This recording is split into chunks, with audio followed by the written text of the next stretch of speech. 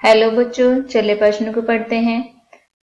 पादपों में शर्करा के स्थानांतरण के दाब प्रवाह परिकल्पना की व्याख्या कीजिए। सबसे पहले हम मुख्य अवधारणा को समझते हैं। मुख्य अवधारणा है संवहन ऊतक फ्लोएम द्वारा। संवहन ऊतक जो होते हैं जाइलम और फ्लोएम के द्वारा या संवहन ऊतक के द्वारा शर्करा का स्थानांतरण होता है। शर्करा का स्थानांतरण होता है।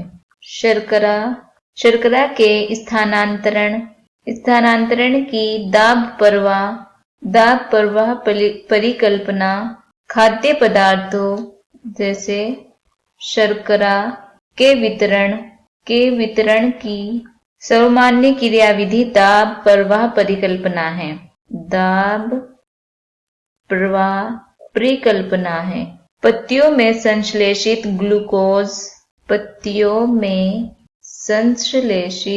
ग्लूकोज सुक्रोज में बदलकर फ्लोएम की चालनी नलिकाओं और सहचर कोशिकाओं द्वारा पौधों के संचय अंगों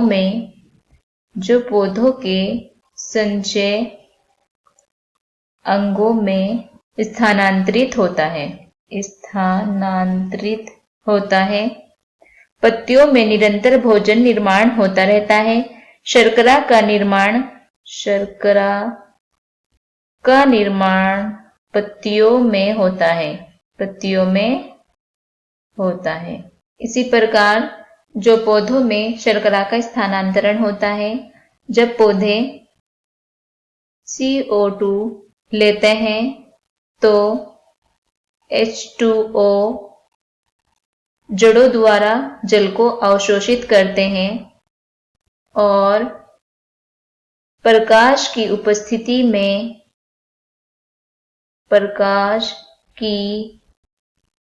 उपस्थिति में ग्लूकोज यानी शर्करा को ग्लूकोज ही हमारी क्या है? शर्करा है। ग्लूकोज या शर्करा को ऑक्सीजन की उपस्थिति में जल को कुछ मात्रा में जल वाष्पीकरण के रूप में बाहर निकालता है। शर्करा का स्थानांतरण स्रोतों से पादप की पत्तियों में पादप की या पौधे की पत्तियों से कुंड की ओर पहुंचाता है। यह क्रिया फ्लोएम ऊतक के द्वारा होती है। यह क्रिया दाब के प्रवाह के कारण होता है। इसी क्रियाविधि को दाब प्रवाह क्रिया या परिकल्पना कहते हैं। इसी क्रियाविधि को दाब प्रवाह परिकल्पना या क्रिया कहते हैं। आइए इसे और विस्तार से समझते हैं। ये क्रियाविधि संवहन ऊतक के द्वारा होती है। तो यह एक संवहन ऊतक है। संवहन ऊतक दो प्रकार का होता है। संवहन ऊतक दो प्रकार का होता है। नंबर 1 है जाइलम जल का परिवहन करता है, जबकि नंबर 2 है फ्लोएम यह शर्करा का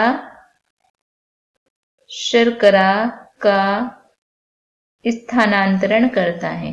फ्लोएम ऊतक सीव ट्यूब कोशिका से बनता है। यह एक जब पादपों में शर्करा जो होती है एक ट्यूब के समान होती है। जो इसका ऊतक होता है यह एक सीव ट्यूब के समान दिखाई देता है और इसमें कुछ प्लेटें या छिद्र भी होते हैं ये प्लेटें होती है और इसमें ये छिद्र भी होते हैं। आइए इसे चित्र की सहायता से समझते हैं। जो पादपों में शर्करा का स्थानांतरण होता है तो इसकी दाब प्रवाह परिकल्पना कैसे होती है। फ्लोएम ऊतक जो होता है ये सीव ट्यूब के समान होता है। ये सीव ट्यूब के समान होता है। उसको सीव ट्यूब पट्टिका के नाम से भी जाना जाता है। इनमें जो छिद्र होते हैं या छिद्र पाए जाते हैं उनमें से ही शर्करा का स्थानांतरण होता है। शर्करा या ग्लूकोज का स्थानांतरण होता है।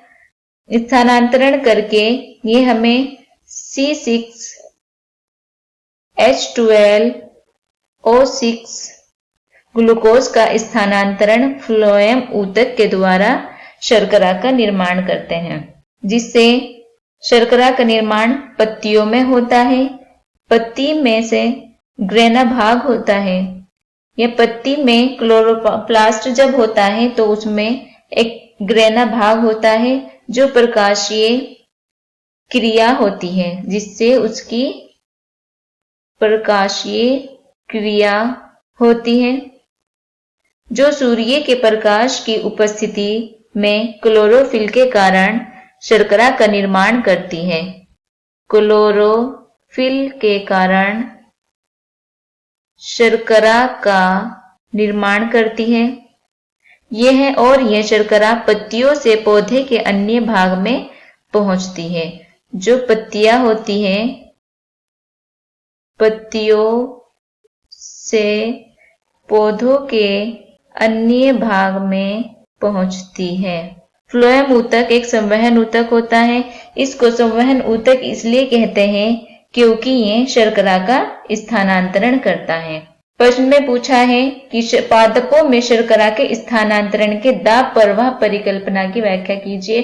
तो पादपों में शर्करा का स्थानांतरण संवहन ऊतक के द्वारा होता है, जिससे शर्करा के स्थानांतरण की दाब प्रवाह परिकल्पना खाद्य पदार्थों शर्करा के वितरण दाब प्रवाह परिकल्पना है। पत्तियों में संश्लेषित ग्लूकोज सुक्रोज में बदलकर फ्लोएम की चाली नलिकाओं में पौधों के संचय अंगों में स्थानांतरित होता है। शर्करा का जो निर्माण होता है वो पत्तियों में ही होता है। जब पौधों में ये क्रिया होती है तो कार्बन डाइऑक्साइड को लेकर कार्बन डाइऑक्साइड लेते हैं और H2O जड़ों द्वारा जल को अवशोषित कर लेती है, जो कि प्रकाश की उपस्थिति में होता है, और उससे हमें ग्लूकोज या शर्करा ऑक्सीजन की उपस्थिति में प्राप्त होती है, जो जल की कुछ मात्रा में जल वाष्पीकरण के रूप में बाहर निकालता है। स्रोतों से शर्करा के स्थानांतरण स्रोतों से पादप की पत्तियों से कुंड की ओर पहुंचाता है। फ्लोएम ये जो क्रिया होती है फ्लोएम के द्वारा होती है, और संवहन ऊतक इसी क्रिया विधि को दाब प्रवाह परिकल्पना क्रिया कहते हैं। आशा करते हैं कि इस प्रश्न का उत्तर आपको समझ आया होगा। धन्यवाद।